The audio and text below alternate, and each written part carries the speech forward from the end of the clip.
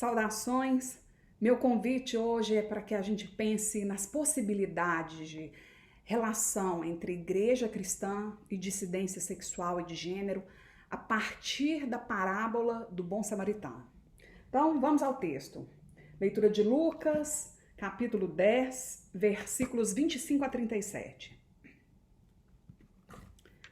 E eis que um legista se levantou e disse para experimentá-lo: Mestre, como farei para herdar a vida eterna?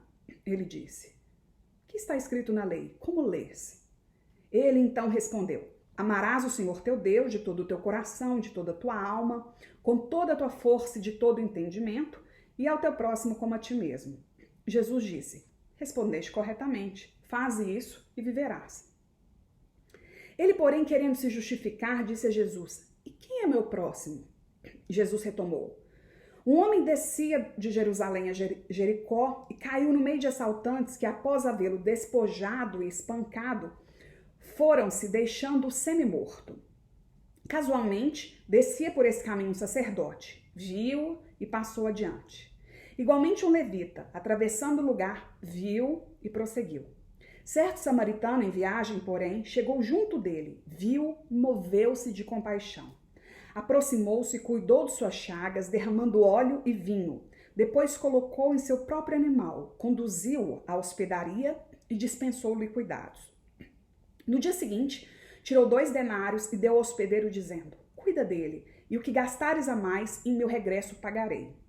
Qual dos 3, em tua opinião, foi o próximo do homem que caiu nas mãos dos assaltantes? Ele respondeu: Aquele que usou de misericórdia para com ele. Jesus então lhe disse: Vai, e tu também faze o mesmo. Bom, tradicionalmente reconhecida como sendo da autoria de Lucas, a parábola encontra-se na chamada narrativa da viagem, na qual Jesus segue em direção a Jerusalém, local da sua paixão. Uma pergunta conduz à ação: e quem é o meu próximo? Esse questionamento leva Jesus a contar a história de um homem que, seguindo seu caminho, foi tomado por assaltantes que, depois de roubarem e o espancarem, o largaram semi-morto. O caminho que o samaritano faz não é o da religião tradicional, indo a Jerusalém. Pelo contrário, o samaritano vai de Jerusalém a Jericó. E é ali, na contramão, que ele se depara com o semi-morto. O verbete semi-morto traz a ideia de vulnerabilidade. O semi-morto de Lucas é marcado pela chaga, conforme a Bíblia de Jerusalém. Na tradução Vulgata de São Jerônimo, o termo foi traduzido por vulvus, vulneris, que significa ferida, golpe, corte. Daí a palavra vulnerabilitas, que dá origem ao verbete vulnerabilidade. Então, o semi-morto é o vulnerável. Para pensar a ideia de vulnerabilidade, a filósofa Judith Butler parte do conceito de precariedade. A precariedade são os modos de não viabilidade da vida e, segundo ela, implicam em um aumento da sensação de ser dispensável ou de se ser descartado, que é distribuída na sociedade. Importa aqui pensar que antes da modernidade, o poder estava em dizer quem iria morrer. E com a modernidade, o poder está em dizer quem pode viver. O sistema de precarização no qual estamos imersos e imersas decide sobre quem vai viver ou não. Em resumo, a precariedade designa, segundo Butler, citação, a situação politicamente induzida na qual determinadas populações sofrem as consequências da deterioração de redes de apoio sociais e econômicas e ficam diferencialmente expostas ao dano, à violência e à morte. Fim de citação. É na precariedade que a vulnerabilidade se manifesta. Butler explica que a vulnerabilidade não é simplesmente uma fraqueza, mas uma condição injusta e desigual de relações político-econômicas. Ou seja, a precariedade é o ambiente propício para um encontro com os semi-mortos. Segundo a narrativa de Lucas, diante do semi-morto, 3 pessoas passaram. E aqui eu gostaria de convidar vocês a refletirem comigo sobre a realidade das igrejas e de suas relações com as minorias sexuais. Não me importa aqui pensar quem não nos aceita, quem nos rejeita, quem nos condena. Eu queria pensar sobre 3 possibilidades eclesiásticas, ou seja, de se ser igreja, de relacionamento com a comunidade LGBTIA+, ou seja, quais são as possibilidades de inclusão e acolhimento de nossas vidas. Primeira delas, igreja receptiva. A narrativa de Lucas conta que o primeiro que passou pelo semi-morto foi o sacerdote. Viu e passou adiante, afirma Lucas. O sacerdote seria o que é considerada hoje uma igreja receptiva, traduzido do inglês welcoming church. Ele passa, vê, mas não é afetado pela realidade. Essas igrejas são denominações cristãs que se abrem às realidades subalternas, mas no quesito sexualidade ainda tem muito que avançar. Existe uma barreira teológica marcada pela ideia de pecado, fundamentada sobre o patriarcado, que as impede de avançar em discussões que realmente as afete, enquanto instituições de fé formadas por corpos, quer queiram, quer não. Geralmente os discursos aqui são: Deus odeia o pecado, mas ama o pecador. Nós até temos membros LGBTs em nossas comunidades, mas eles não namoram. Ou um pouco mais progressistas: temos membros LGBTs, eles até cantam no louvor. Percebe que a igreja recebe as minorias sexuais, mas não permite que essas pessoas tenham destaque, liderem, conversem sobre as suas realidades. O segundo modelo é a igreja inclusiva. A narrativa de Lucas continua, e diante do semi-morto passa o levita. Atravessou o lugar, viu e prosseguiu. Ainda trabalhando sob o prisma metafórico, ouso comparar o levita com a comumente chamada igreja inclusiva, inclusive church em inglês. Para essa afirmação, parto de 2 conceitos caros aos estudos queer: a heterossexualidade compulsória e a heteronormatividade. Muito resumidamente, o seguinte: heterossexualidade compulsória é um termo cunhado por Adrienne Rich, escritora feminista estadunidense, para explicar que a heterossexualidade não deve ser compreendida como algo natural, mas como resultado de práticas sociais que se estabelecem em uma norma que regula as relações amorosas e sexuais. Ou seja, é um modelo imposto de relações amorosas e sexuais com o sexo oposto. A norma que regula a performatividade de gênero é a chamada heteronormatividade. Para Miskolci, citação, a heteronormatividade é um regime de visibilidade, ou seja, um modelo social regulador das formas como as pessoas se relacionam. Fim de citação. Segundo o mesmo Richard Miskolci, o termo foi cunhado por Júlia Kristeva, filósofa feminista búlgara, para explicar que existe uma regulação e normatização dos modos de ser e viver no que diz respeito aos desejos corporais e à sexualidade. A norma heteronormativa que rege os indivíduos e as relações diz respeito ao modo pelo qual o indivíduo se relaciona com os outros afetivamente, orientação sexual, e o modo com o qual o indivíduo se relaciona com seu próprio corpo, identidade de gênero. Atualmente é possível que o termo seja grafado como cis-heteronormatividade, pois inclui a cisgeneridade dentro desse espectro regulador.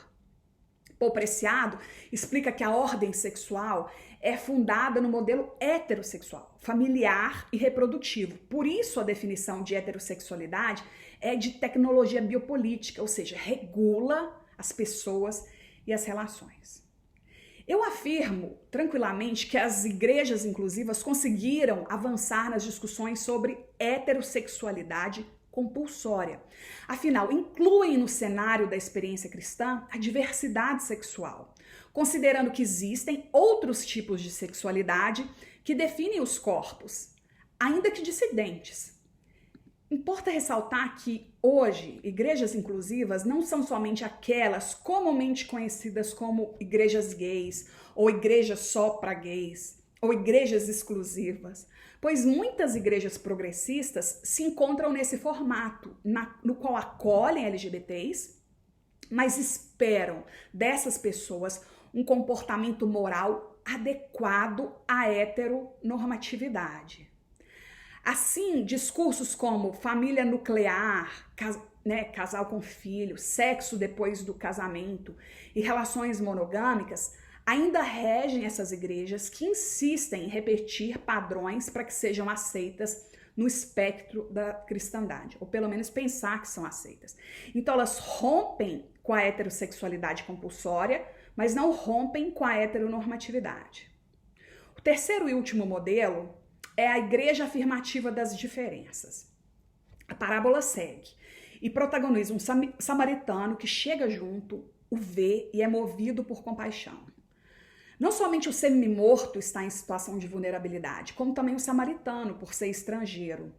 Entretanto, o samaritano tem as condições necessárias para agir ativamente sobre a vulnerabilidade, colocando-se em favor do outro. Diante do semi-morto, é imperativa uma resposta, ainda que seja ignorar o corpo, a chaga, a vida que se esvai.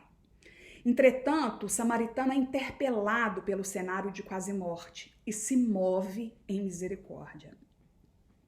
A consideração da existência de tanto um eu como um tu é fundamental para se pensar no semi-morto no caminho. Somente quando a existência do semi-morto foi considerada é que o outro se achegou a ele, não como um outro qualquer, mas como um sujeito que também reconhece a própria existência e a necessidade da relacionalidade como fundamento para a coexistência.